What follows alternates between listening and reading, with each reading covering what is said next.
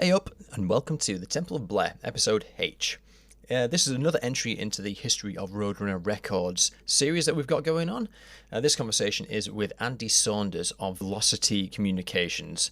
Now, Andy's pretty much a veteran of the UK music industry. After he worked at Roadrunner from 89 to 92, he went on to be the director of communications at Creation Records. Those guys are responsible for quite a lot of the much larger Britpop acts of the mid-1990s, and then he'd go on to found Velocity Communications in the year 2000, which is where he's been ever since. But in this conversation, we talk about his time at Roadrunner, some of the challenges he faced operating under Case Westall's model, as we've discussed before, low investment, high volume act. Andy in particular was heading up kind of the alternative arm of Roadrunner as they were expanding at that time. We've referred to that previously as Emergo Records.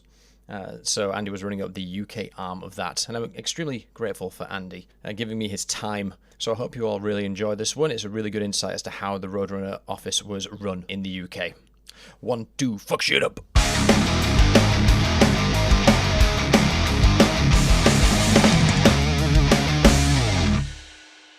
So I just wanted to make sure that you could hear me okay. So It looks fancy. yeah. Well, I do a lot of podcasts, so we're all set up. So Yeah. I've just got a 57, which up until a week ago had a pair of tights wrapped around the end as a makeshift boom. okay, not strange or weird at all. Well, thanks for taking the time, man. I do appreciate it. That's okay. Dragging myself away from the US elections. Oh man, yeah, it's yeah. I guess it's just waiting for markets to stabilize and watch the bookies and see what's going on, because it's difficult to make sense of any other part of it. Crazy. Yeah, man. So this project is effectively me trying to tell the story of Roadrunner Records in a more linear and sort of cohesive narrative, because everything you get is usually liner notes and from CDs or greatest hit CDs, and there's no real story being told. So I've been plowing through personnel who are willing to talk to me and bands and things like that to try and get what their experiences are. And as I said to you over our email exchange, Gary Livermore is the guy that put me in touch with yourself. So I understand you were there from the UK office opening up to 94, or? No, I mean, well, first of all, I kind of brought Gary Livermore in. I introduced him to Case Vessels with Third Mind. I was there from about 89 to early 92. Right. Okay. Is that? Oh, okay. So is that when the UK office was opened in 89? No, I'd been open for a while before then. I don't know for how long. Yeah, that's a blind spot for me. I know everyone makes a big deal about the US office opening with Holly Lane and Steve Ricardo, who I spoke to yesterday, but there's nothing written down. I know it's hazy for me, to be honest. Have you spoken to Mark Palmer? I've not. No. I might work my way up there, but at the minute, he's the guy, really. Mark's the guy that kind of ran the UK office, founded the UK office, was there till the bitter end. He's got an encyclopedic knowledge of what went on. He was across a lot more stuff than I was. I came in, I didn't even come in to run the rock stuff. I came in to run the alternative. We'll get onto this, I'm sure, but the alternative rock stuff mainly. So I wasn't even involved in a lot of that stuff. So I don't know how much use I'm going to be of you. Who have you spoken to from the UK office? Just Gary at the minute, and I'm in the middle of an email conversation with Michelle Kerr. Okay. Who I think she joined in 95 actually. So she was after me, yeah. Correct, yeah. Sophie and Rudy might be people to talk to as well. They were there. They were contemporaries of mine around the same time. Sophie and Rudy, have you got any last names? Oh God, I knew you were going to ask me that. I can easily find Sophie's surname. I'm sure it's changed now. I'm sure she's married in the time in that 30-year period. Details. Mark Palmer is definitely the person you want to speak to. Have you got his details? I think I've got contacts I can get in touch with Mark, but I think at this point I need to give myself some clout, because if he just sees my name pop up, he'll think I'm trying to give him a demo. So, yeah. So there's that as well, and the Monty Connors of the world and things like that. There's well, Monty's crazy anyway, isn't he? So Yeah, I think if the problem with it is, if I was to approach these guys sort of out of the blue and they were I'm sure they are accommodating, but if I got to sit down with them for an hour, the project itself could die of entropy because these guys know so much. Yeah, Whereas if I'm exploring the story organically with the people that are involved, it paints the picture a little bit better, and there's not like an information overload, if that makes sense. So I'm sure. kind of Okay. holding out on those guys for the time being. Okay. And those guys at times, obviously, it's they're very, very busy people trying to shape nuclear blast and compete with all the wider world, especially these days. So how did you end up at Roadrunner? So I was working. I was working for a classical music company, Right. bizarrely, called Conifer Records, which was run by Alison Wenham, who went on to found the Association of Independent Music, AIM. Okay. And it was a successful company that was, working essentially in the classical market and the MOR market. And the reason I took the job was for the money. And before that, I'd been working in acid house in North London, working for a company called Pacific Records, which Right. was a sort of fairly dodgy company that was a distribution company, but also had some licensing with early acid house. I mean, at the risk of libeling it, I think it was a front for the mob because its roots were in New Jersey, and we would have these Italian gentlemen come over occasionally and walk around the office, and I think there was a money laundering aspect to it. I was very young, just out of college, working in sales there, and I got approached by a headhunter who said, would you like to consider becoming an export manager for this company? And he told me what the money was, and I said, yeah, sure. So I did that for a while, but obviously it wasn't really my musical love at all. I was just doing it as a job. Sure. And then I was in Medem one year, which was a conference that takes place in Cannes, used to take place in Cannes in January, music industry conference with Conifer, and I met Case Vessels.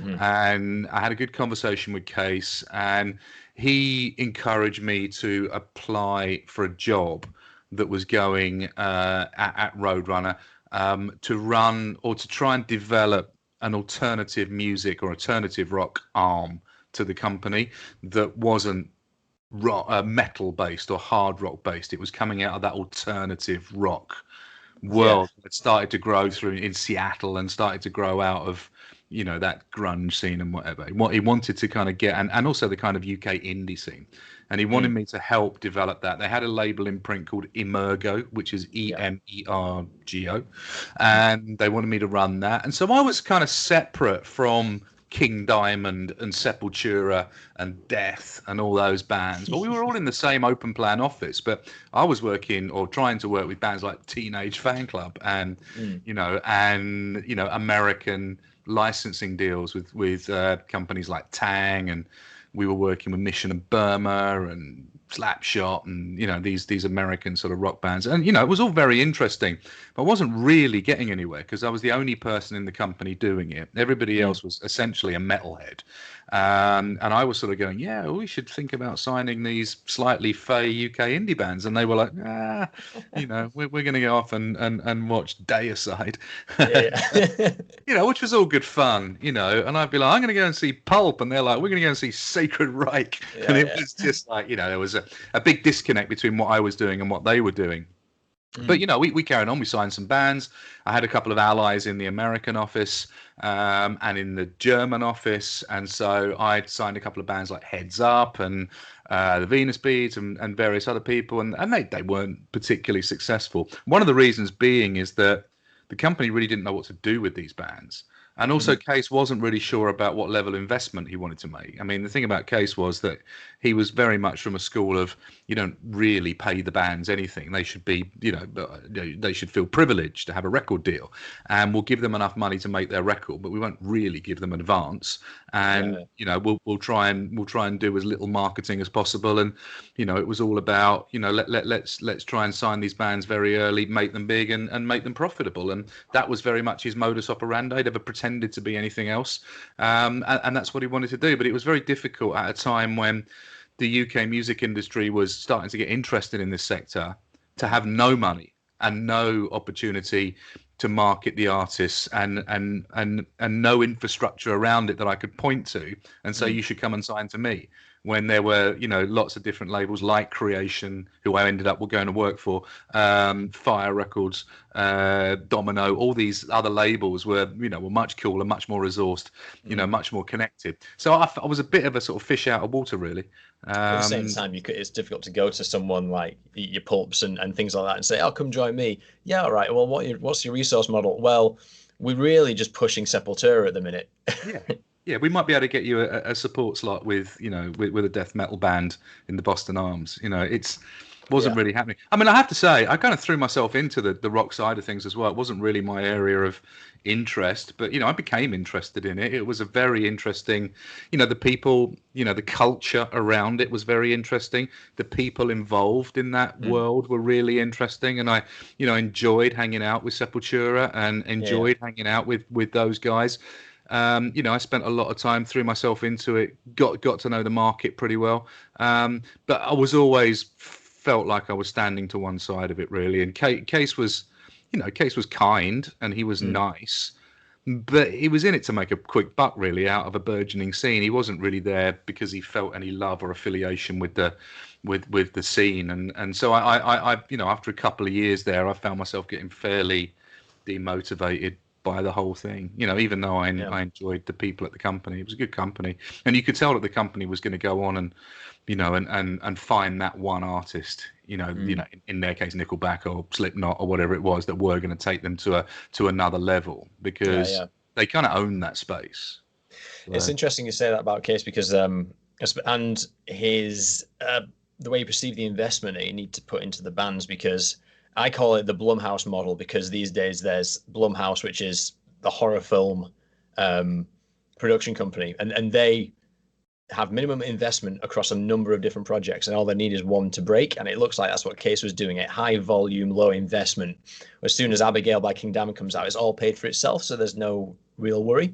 And that's the school he came from, because I guess he was doing this for a long time. And he'd come from a major label background. He'd come from Polydor. He'd run Polydor in the Netherlands, and he knew that it was very much a throw stuff at the wall and see if any of it sticks. They work on that as you say, that high volume, low success percentage level, but it's high risk, high reward. But to be fair, that is the music industry. That's always been the music industry. The reason that the music industry struggles to attract, or the record industry, not the publishing industry. Publishing industry is a very stable annuity normally, but the record industry struggles to attract real investment for new artists, because there's no matrix to hedge risk. It's all risk. And so you have to admire entrepreneurs like Case for going into the market and building these companies. Doesn't make it any easier when you're a young, idealistic A&R man trying to go out there and compete with labels that, if they can't offer the money, can offer the creative control, can offer the the deep engagement with the scene and the passion for the scene, which artists find. I think artists like me, I think I was, popular amongst the artist community, but they would like, but Lawrence Bell at Domino wants to sign us, and, he's got Sebado and he's got Mission of Burma, and, and they're really cool, and there's a whole culture there, and you don't have that. You're just a sort of a satellite evolving, or sort of, or orbiting around a heavy metal company. So didn't really work. It didn't end well for me there, to be honest. So. You mentioned Emergo, which I find intriguing, because when the New York office opened, it opened with Road Racer obviously being the legal representation in America. It opened with Hawker. There was an imprint called Hawker about a year later, which dealt with hardcore. And then Emergo happened. And I could never track down who was running Emergo. So it started with Steve Ricardo in there. And then apparently it was Regina Poscow. That's the second person after Steve leaves. And now you're saying, so you do run Emergo just in the UK? Emergo was this kind of nebulous, imprint. It didn't have, whereas Roadrunner, you could say you had Roadrunner in Cologne, Roadrunner in London, Roadrunner in Amsterdam, Roadrunner in New York. I mean, it had had roots, it had real foundations. Whereas Emergo was an idea, it was a philosophy. It was a punt. It wasn't something. It was an imprint. It didn't have any real, individual profit center, or it didn't have a real infrastructure around it like the other company did. So like a lot of these companies, EMI is the overall company, and within that sit a bunch of imprints like Parlophone, or used to, I should say, before they sold to Warner's. But Yeah. Parlophone or Chrysalis or whatever it was would sit within it. That was what the situation was. It was an imprint within the larger company, so not really taken seriously. So Yeah.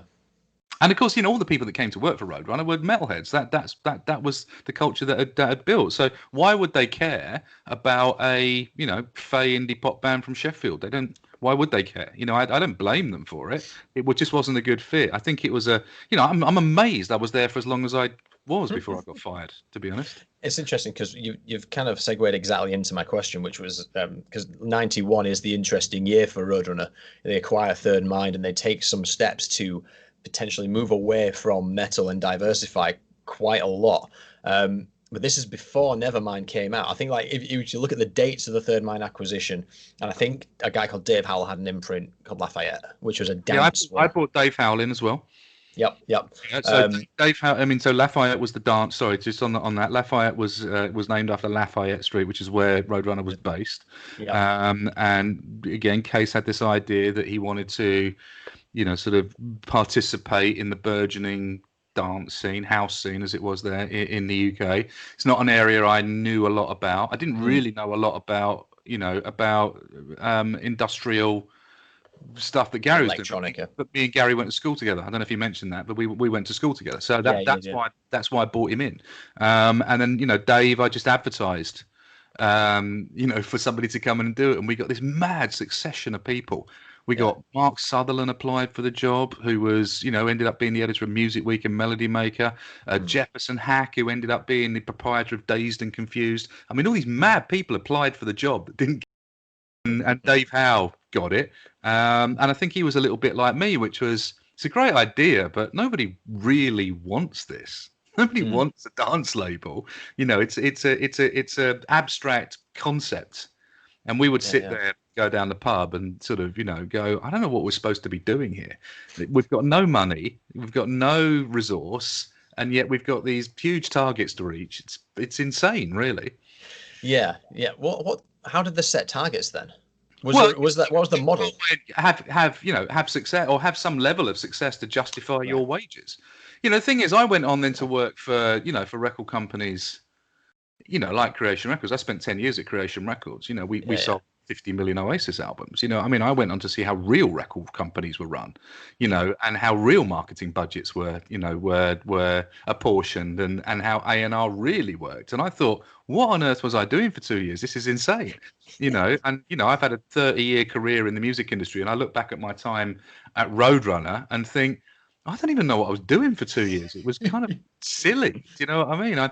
I went to America a few times. I went out with bands. Had a great time. And I have to say, even to this day, even though he fired me, I mean, I've got nothing but respect for Case. He was always, he's a really. Did you ever have any contact with him or interaction? Apparently he's incredibly private, and I kind of get why, because otherwise people will just send him demos. But no, it's to the point where I'm not even going to try and reach out. Yeah, I mean, I haven't spoken to him. God, it must be for 30 years. And, he's really enigmatic and really charismatic. Yeah. And slightly frightening. And, and all of those things. And, I look at him as an early mentor, but I'm not sure quite what he mentored me in, apart from, you can create a really successful company by spending no money. Really. I tell you what he taught me, which was, if you surround yourself with experts, if you basically say, I'm just a middle-aged guy from Holland, but if I get a Monty Connor, or if I get a Mark Palmer, and are people who really understand this business and really get it, they will bring me artists that I can then build a company around. And I only need one or two. I only need a Sepultura and a Deicide and or a King Diamond, and I'm away, and then I can start to acquire stuff. And if I look after these gears, if I look after Monty, if I look after, Monty's the guy. He's the kind of key guy that bought these enormo sort of independent rock acts through. If I get those guys, I can build a whole company around that, which he did. Because his skill was in international finance, really. And it wasn't in A&R. And he saw the disco bubble burst. Yeah. So he saw the saturation happen, and he knew where the prioritization needed to go in the late 70s and early 80s. Do you know if he was actually the A&R guy for Black Sabbath? That I don't know. I've heard that somewhere, because there's such I doubt it. I mean, I think he worked with a lot of acts when bearing in mind he was Dutch based. Yeah. He was based in Holland. I mean, he may have been the Dutch representative for Black Sabbath. He might have been their guy in Holland. I doubt he had any day-to-day interaction with the creative of the band. Sure. It's because before 1980, you hear that he works at Polygram, and then there's 2 stories about his A&R days with Dutch psychedelic rock bands. Yeah, and that's it. There's nothing else anywhere. Well, I know he worked quite heavily with Blue Cheer. I think that Blue Cheer was something that that he worked with. I mean, who knows? It's like, he, as you say, he's very enigmatic. He kept himself to himself. I mean, we never really fell out, but you wouldn't fall out with him because there was no way in to fall out with him. There was no way you could have a conversation with him that ever led to any conflict because he wouldn't let you in. Do you know what I mean? He was a very interesting guy. I'd like to meet him now that I'm older and wiser and could probably talk to him as a peer. I'd like to talk to him now. I mean, I was a very young kid then. I was in my early 20s. Yeah. With no money and no experience, and you can't have that kind of conversation. I probably could now. I mean, I'd like to be able to talk to him now because I think he's a really interesting guy. Yeah. I think he's still around as well, from what I can gather. But he must be old now. He was old then, or he felt old then. Yeah, I think it's late 70s, early 80s now. He must be. Yeah. So when we're at this point where he's diversifying and he's acquiring different properties, as I said, it was before, say, Metallica self-titled. It was before Nevermind. So there was nothing to prompt him to diversify other than the need to be proactive. Was it a strategy, or was he just trying to be less risk averse? Was there a plan, or was he just treading water? I don't think it was a plan as such. I think it was a desire. I think he'd seen what you can do if you intervene. Probably the wrong word. If you engage with a scene or a culture at the right time, you can end up owning that. And he did that with rock. He ended up in independent rock. There was him. There was Nuclear Blast. There was, a couple of other labels around that time, that he knew that there was a massive untapped market that he could own, and he didn't have to be an expert in it. He just needed to employ experts, and they would bring that in there, and he could create a catalogue of rights that would be valuable. And I think he felt the same way about dance music, and I think he felt the same way about rap music. He had some forays into rap a bit later on. He certainly felt the same way about alternative rock, which makes sense. Alternative rock, hard rock. There's a pathway through those genres. You can see that. So I can understand why he would do that. I probably wasn't the right person to do it. I mean, I blagged my way into the job. I certainly wasn't an expert. I don't think with me he surrounded himself with an expert.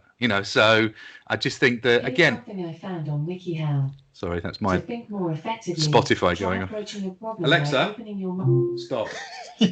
Must have said something that kind of sparked her off. So I think that he, as I said earlier, I think it was a philosophy, a vision to create a more rounded company. But as I say, I don't think he did it with the same aplomb that he did it with the rock thing. He didn't repeat the success that he'd had because he didn't know the people in the world to do that, because he wouldn't have hired me if that was the case. Yeah. I subsequently went on and had brilliant success at Creation Records over 10 years. Sure. So, without blowing my own trumpet, I was the right guy at the wrong time. Yeah. So do you know what I mean? It's like, do you see what I mean? Sometimes it doesn't work. David Howe went on to have, a fair amount of success as well in the dance music, but it's like, we were the wrong guys at with the right guys at the wrong time. I think. Yeah, That yeah. makes sense. And especially with the model of having no actual resources, it's not like you could innovate off your own back. I mean, I knew all these bands and I knew all the A&R guys. I mean, I could have probably signed Teenage Fan Club if you'd have given me the 50 grand, that Creation Records ended up offering Teenage Fan Club. If you'd have given me that level of advance, I probably could have built something with it. But I don't think he quite trusted the idea enough to commit the resource to it. His idea was see what you can do. But the other thing about him was he was like, and I want the publishing. And I want these other rights, and I want, I want to put that into, I think it was called the All Blacks Publishing was his company. I want all those rights as well. And you're like, I can't do this. I mean, not only will no manager allow me to just acquire all the rights for nothing, no lawyer's going to let me do that either. So even if the manager's stupid enough to go and go, yeah, great. As soon as he gets to the lawyer, he's going to turn or she's going to turn around and go, you can't do this. You can't take my clients' publishing rights, their record rights, have a share of their merchandising, and not pay them advance and not commit any marketing money. Why would we do that? Yeah. So it was always I was always on a loser from day one. Really, it taught me a lot. So. Yeah, it's a lot of the bands I've spoken to, and I asked like, "What's your initial meeting with Roadrunner?" It was very much, we were just kids and we made a mistake. Yeah, it's unfortunately the story of the music industry. I don't think it can be laid squarely at Roadrunner's doors. I think that these days everybody's accepting that there's going to be an ancillary rights deal. Everybody's accepting that the record company are going to try and take a land grab of rights. I mean that's something that's fairly normal now, but it's also accepted that the record company will pay for those rights in some way, and they will add value to those rights in some way. The idea of ancillary rights then was anathema. It was like, you're a record rights. Why would we give you the publishing rights?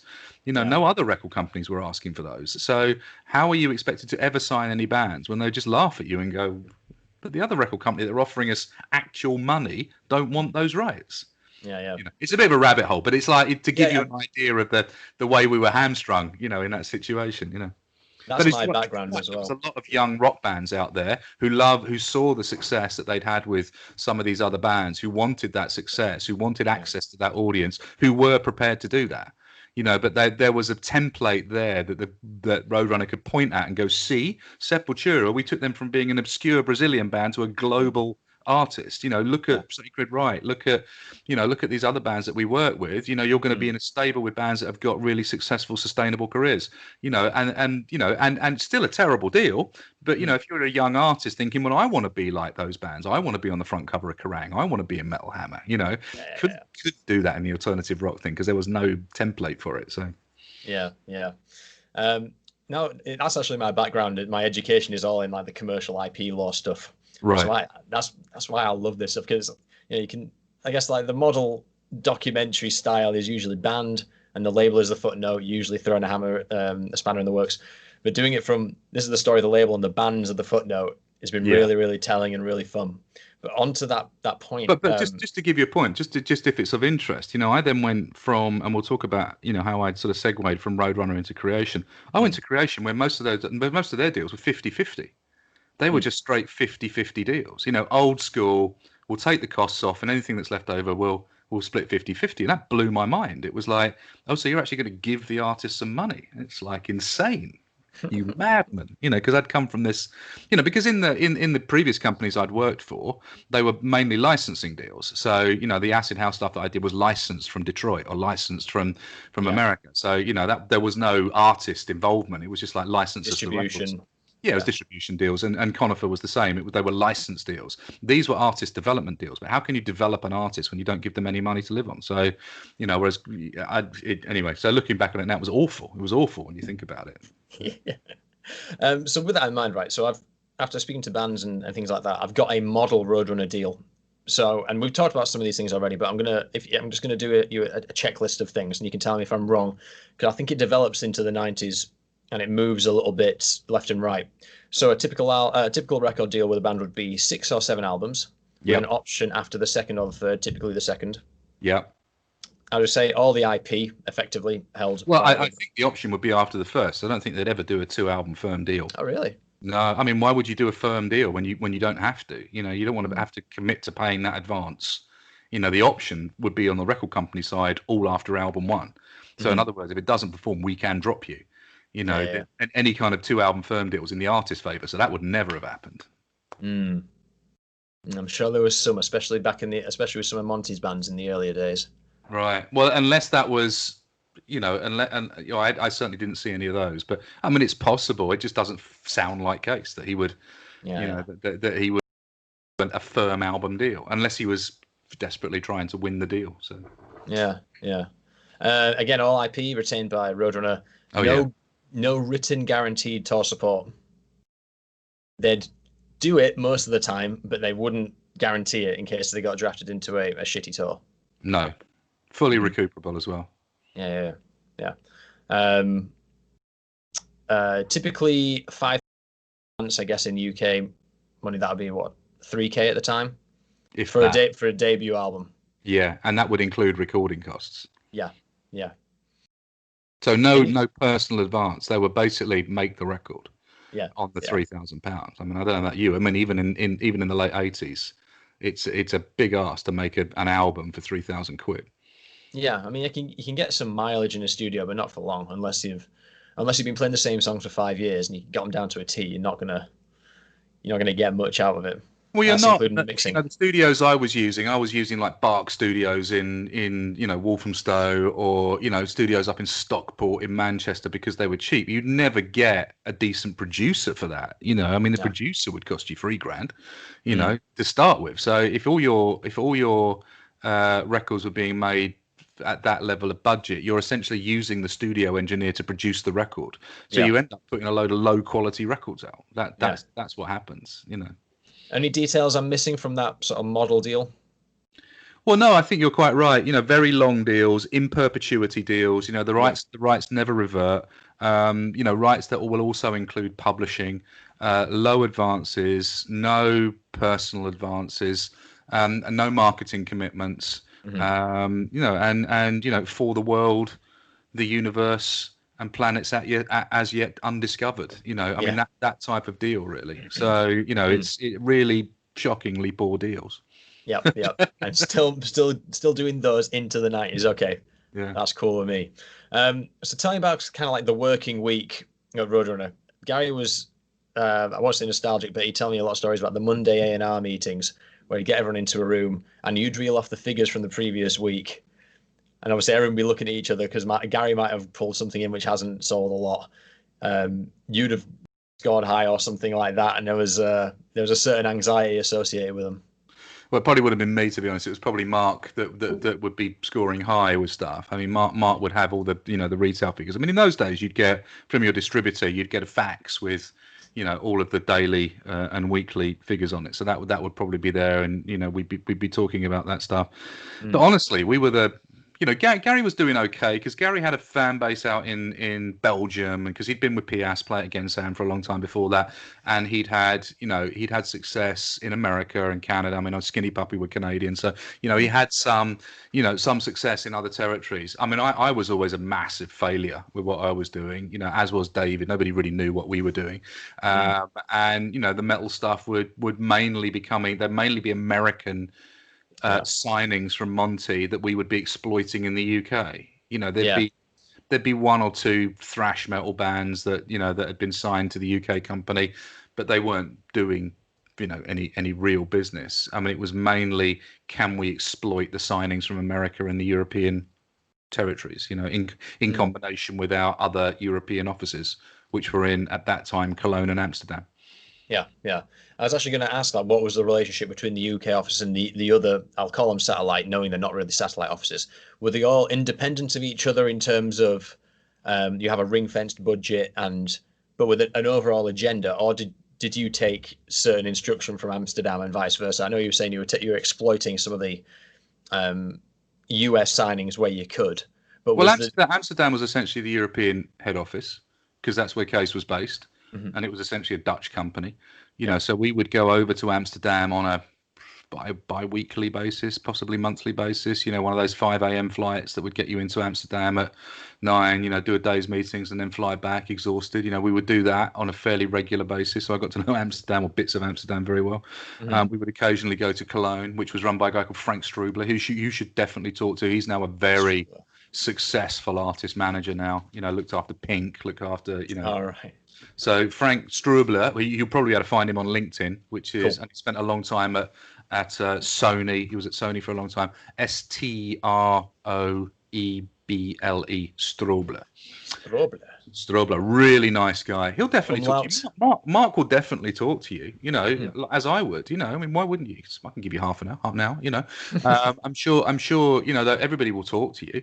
And I think definitely talk to Frank, because he was having huge success in Germany. It was a very successful office because that was a market that was very receptive to that music. The Dutch guys were.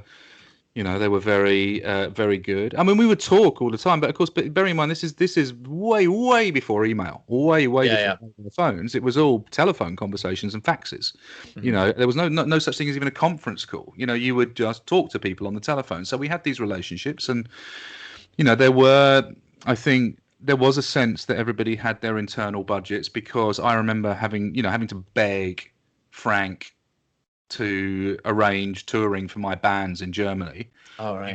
And he would be like, yeah, it's coming out of my budget and I don't think they'll sell any. And I'll be like, do me a favor. And then we'd go over there and we'd hire a van and, go over there, and he'd, find some terrible DOS house for us to sleep, and, all this kind of stuff. It was all great fun when you're young, free and single. But yes, I mean, there was no, I think each office ran as an individual office. Mark ran the UK office, Frank ran the German office, and, Case essentially ran the Dutch office with a team of people. And I think financially everything was run out of Holland. So they did all the systems, if you like, all the operations were run out of Holland. So. Right.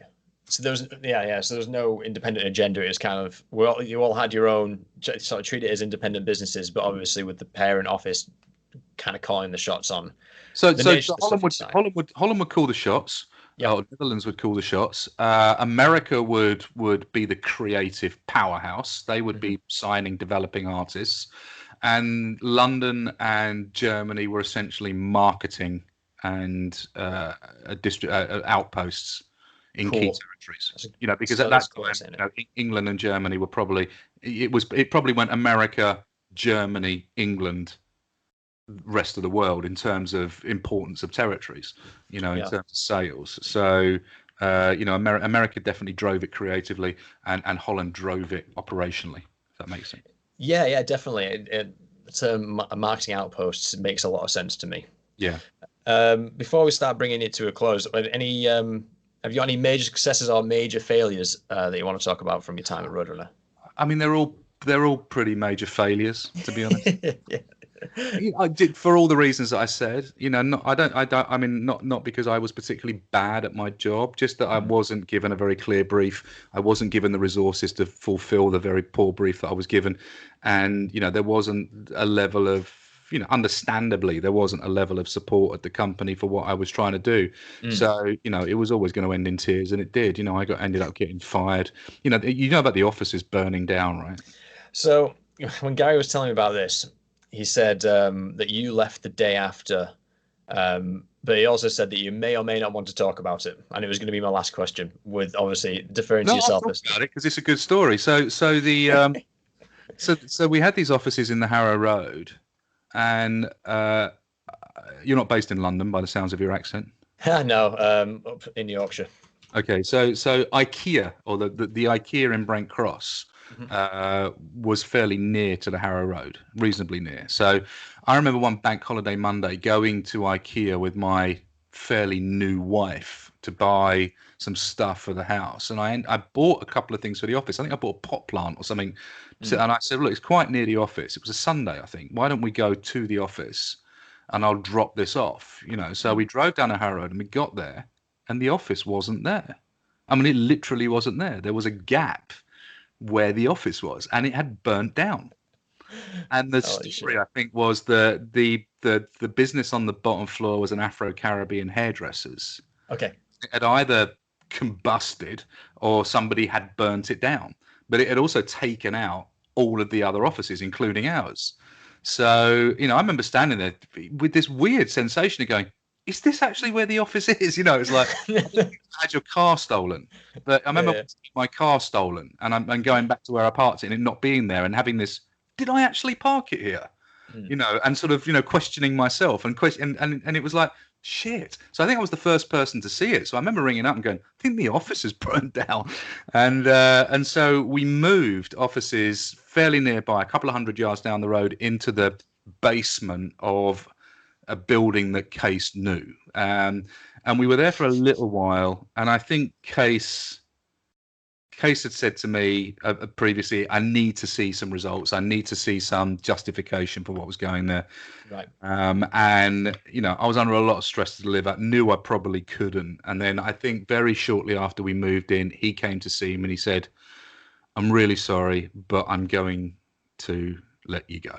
I'm going to terminate our relationship, which wasn't great timing for me because my wife was 8 months pregnant with our first child. And mortgage interest rates at that point were 15%. Yeah. And so it was a really awful moment. Even though I knew it was coming, it was like, damn, So I said to him, you need to help me out. And he said, what do you want? I said, you need to give me $5,000 severance. And to his, to his credit, he went, okay, we'll get that sorted out. We'll sort that out. I'll give you $5,000, then I'll pay you, and that'll get you through the next few months until you find another job. And I was like, okay, well then I'll, So I remember having to go home to my wife, who was like, fully pregnant, going, sorry, I've lost my job, and we might lose our house, And it was terrible, And it was at a time when people really weren't hiring, and I hadn't really distinguished myself at Roadrunner, so I didn't have a lot of. I didn't have a lot on my CV to kind of impress people with. And I remember, being desperate and like knocking on people's doors and washing their cars. And, and I had my brother-in-law was worked for a landscape gardening company. I was mowing people's lawns. And I had a friend of mine, a guy called Mike Smith, who's now went on to run Columbia Records and went and ran, Virgin EMI. Until recently ran Warner Chappell and is now sort of global president of Downtown Music Publishing. So went on to have a stellar career. But at the time, he was an A&R guy at EMI. And I knew him. And he said, Alan McGee at Creation Records is looking for a press officer. And I went, press officer? I've been running this like label, essentially. So I thought it was slightly beneath me. Yeah. So I having spent a couple of months in desperation thinking I just need any job, basically, I went to see Alan McGee and he gave me a job as a press officer. And that's how I started at Creation Records. And that, to be fair, is where my career took off. And I ended up having a very successful 10 years and became director of communications at Creation and set up Velocity. And, I'm celebrating the 20th anniversary of a, successful agency, which is what I'm doing now. So it, it was a disaster, but it ended up being one door closes, another one opens, so Any hard feelings? No, because I think when you're older, when you look back, of course at the time I was bitter and twisted, but when I look back on it, I'm like, why would I have even hired me in the first place, and why would I have let this run on for 2 years? And of course you would have sat down and done this. I mean, I would have done this if I ran the company at the time. Just when you're younger, you take everything personally. Yeah. I went on and I lectured for 10 years at the University of Hertfordshire on their music industry management course. I've stopped doing that reasonably recently. But, in my lectures, I would always say to them, just remember, if you work in the music industry, you will get fired. You will get fired at some point. And how you deal with that and how you cope with that will go a long way to how long a career you have in the music industry. But it's a brutal industry, or can be a brutal industry, and it's a very competitive industry. And I just ended up in a place that wasn't for me. I was the right guy at the wrong time. So I'm happy to talk about it. It's interesting that Gary thinks I wouldn't talk about it. I haven't seen Gary for a long time, actually. I mean, from his perspective, it probably looked really brutal, and it probably was, But I just, I think now you look back and go, yeah, of course. Why wouldn't you fire me? Because I think his leaving of Roadrunner was under similar terms as well, and it's interesting because it's interesting you say about Case when you said I need a severance given the circumstances, because Gary had Case sign up as the guarantor to a house. Yeah. That he then moved into after leaving Roadrunner. So it seems like Case is as well as being sort of a brutal businessman from the older kind of music industry days, is also a fairly compassionate, looks after his own kind of guy. Yeah, when I look back on it now, when I knew I was going to talk to you, I was like, what do I remember from those times? It's a long time ago. I mean, how old are you? I'm 31. Yeah, so it was literally as old as you are now. Your whole life experience ago. It was like, it's a long time ago, and so much, to use a cliche, water has gone under the bridge. So much has changed in my life. I'd like to think I'm 55 now. I've had a successful career, and I've done well financially, and I think I've got a reasonable reputation within the music industry, as you can tell by my my gold discs. It's it's not something you can be bitter about when you look on it and go, that was part of the experience of my career. I have been treated really badly in my career, and I do hold grudges against people that have done that, people that have behaved really badly. And I can honestly say I don't think Case behaved really badly. I think he, I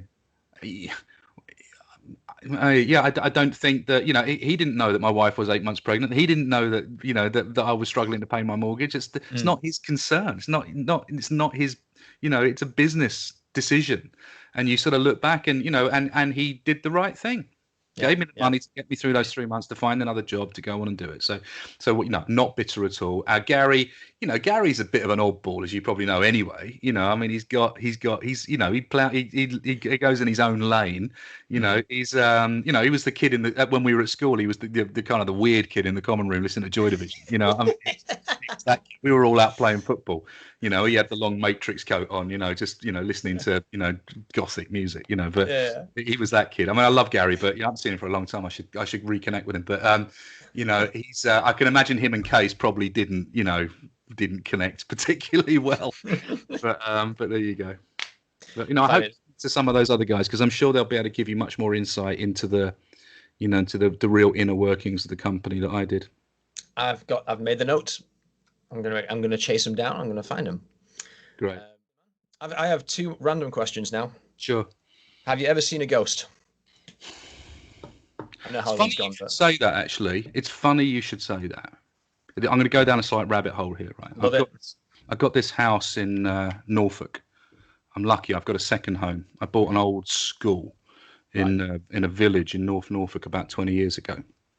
And it was built in 1860, and it's it's a fabulous building. Spent years doing it up, and I've just sold it. I sold it this weekend because I bought another place. But in there, and I don't believe in ghosts. Rationally, I'm an atheist, and I don't believe in the supernatural, and I have this very kind of dismissive view of people that believe in hocus pocus. Sure. But whenever I spent any time in that house, I had some very strange experiences, some very weird.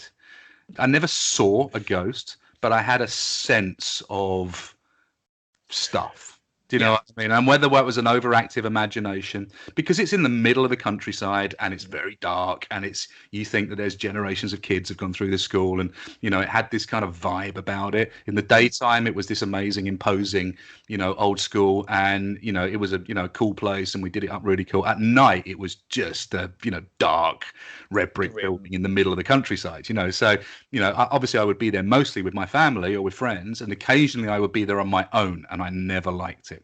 So, but I don't know whether that answers your question, but I certainly got a vibe off of that place that I'd never got off anywhere else.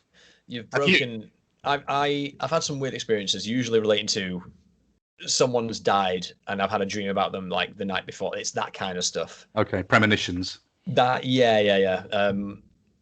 But the thing is, sometimes I find that I forget I've had some experiences, and then they come back, and I'm like, holy shit, that thing did happen. Yeah. So I don't know, maybe I'm repressing them, but yeah, those are usually the trend of things that happen. But you've broken a trend though, because everyone I've asked that question to either says no, or they have a ghost experience relating to a dog or a cat. A dog or a cat? I mean, I never really had any of those experiences. Mind you, I was out of my mind most of the time, so I don't know if I was. But that, just that, because I am like, don't be so stupid, ghosts. But it is. I don't like scary movies. I've always hated scary movies. My wife laughs at me because she loves them. So whenever there's a new scary movie on, she has to go with a mate because I won't go because it gives me nightmares. So I don't like supernaturally movies, even though I tell people I don't believe in ghosts. But there you go. So, Well, I'll tell you what. I'll make a recommendation for your wife. It's the new Invisible Man. oh, I've seen it actually. I've seen it's it. good, isn't Yeah. it? So I went to see it just before lockdown. We've got a local cinema. I live in St Albans. We've got a local cinema. That was the last film they showed before lockdown. It was really good. I enjoyed it. Yeah, really good. That's a Blumhouse. That's a small investment, high return film. Okay. Yeah. Last but not least, I tend to do a bit of tape trading on this podcast, simply asking for bands that you think I need a signal boost, and I do the same. It's a way of getting through the minutiae of, how everyone has a band now.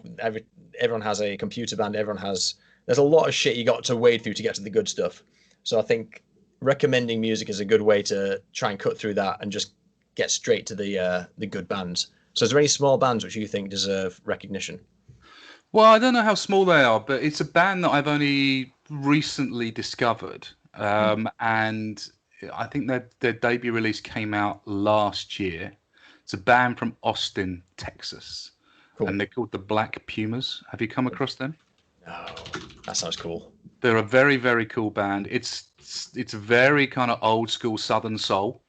Oh, okay. It's a black guy and a white guy. The vocals are very soulful. The music is very very warm. It's very warm music. 2 secs. No worries. There you go. Oh, that's cool. The Black Pumas. Yeah. And I think that it's called the Black Pumas, an eponymous album. And I really, really recommend it. It's a great band. The other band that I really like is a band called Salt, Sault, who are very, very politically charged, very message driven. And I like bands like that. And I really love Idols, for example. I've been working with Idols recently from Bristol. I don't know if you know them, but I get recommended them a lot. Yeah, so Idols and Fontaines DC are both on Partisan Records, who are clients of mine, and But Black Pumas, I always kind of point at people because it's like it feels like a record that everybody will find something in. It's one of those records. It's not an extreme record. It's not a genre record. It just feels like a record that people will like. So cool. So and it really didn't do anything. It's been synced a little bit of time. One of their tracks I think got synced on one of the the Android phone handsets. You hear it, but you might recognize it from an advert. But apart from that, it really flew under the radar. It came out on an independent label. Didn't really do anything, but it feels like a big record. Feels like it should have been a big record. So yeah, enjoy that. Yeah, definitely. And my recommendation to you is a band from Liverpool. It's a metal band, so I apologise. I know it's not right up your alley. It's called Forlorn Hope. Forlorn Hope. Forlorn Hope. It's effectively a power metal band that's entirely based around the television show Sharp. Okay, what your Yorkshire compatriot? Yeah, kind of. I mean, it's more in the vein of historical songs about the Napoleonic Wars, but you get a very strong Sharp vibe. That's very niche. I love that. It's good fun, and I'll keep along with the theme. I'll share another one called Arnocorps, Arnocorps, which is just a punk hardcore band whose lyrics comprise entirely of Arnold Schwarzenegger quotes. Nice. Just dumb fun. I do also recommend the new Bob Mould album. I don't know if you've heard that. I've heard of him. So let me just see if I can find that.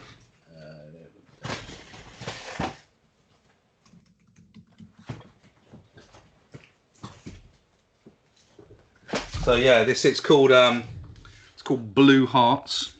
Blue Hearts. Do you know Bob Mould? I'm familiar with the name. I'm not familiar with the. So Bob Mould was in a band called Husker Du, who were a sort of late '80s hardcore band from the Midwest in America. Okay. Very, very influential on Nirvana and on REM and on a bunch of those bands around that time. Bob Mould then had a solo career, put a couple of really brilliant albums out on Virgin in the early 90s, and then signed to Creation, where I was working. And it was the first record that I worked on when I joined Creation, was a band called Sugar, which he fronted, and the album was called Copper Blue, and it went on to sell a couple of 100,000 copies, and it was, again, a really hugely influential album in the early 90s. And then he sort of disappeared and went off and did his thing. He came out as gay. He immersed himself. He became a script writer for WWF wrestling. He sort of went off and did all these mad stuff, and he's released this kind of hardcore album. It's an album of rage, Cool. and it's a lot about American politics and about where we are with America at the moment. Lyrically, it's really strong, but it'll blow your head off, because he's he's somebody that does that existential rage better than anybody. He's great. Yeah. I mean, if there's one thing that's you could say about the Trump administration, is it's created some bloody great music. Yeah, Very and angry music. and we needed that. We needed some protest music back, because I think for years musicians got far too complacent. So it's great to hear, great stuff. And Bob, Bob's he's cited as such an influence by some of the greatest guitar. He's a great guitarist, and sort of punk pioneers. He's the guy. Yeah. He's the godfather, really. So I would suggest checking out Blue Hearts, but also his back catalogue. If you don't know him, he's great. Yeah, I've just pulled it up on Wiki. He's been very busy. Very busy. Yeah. And that's it, mate. Thank you very much for giving me a time. Went a little bit longer than we thought. If I do get in touch with people who you may have formerly known or something like that, I'll send them your way if you want to catch up or something like that. I'll let them know that you're speaking. If you're approaching them, just say I said to call, because what it's, I mean, for what it's worth, Good Totally, stuff, man. Good luck with the impending birth.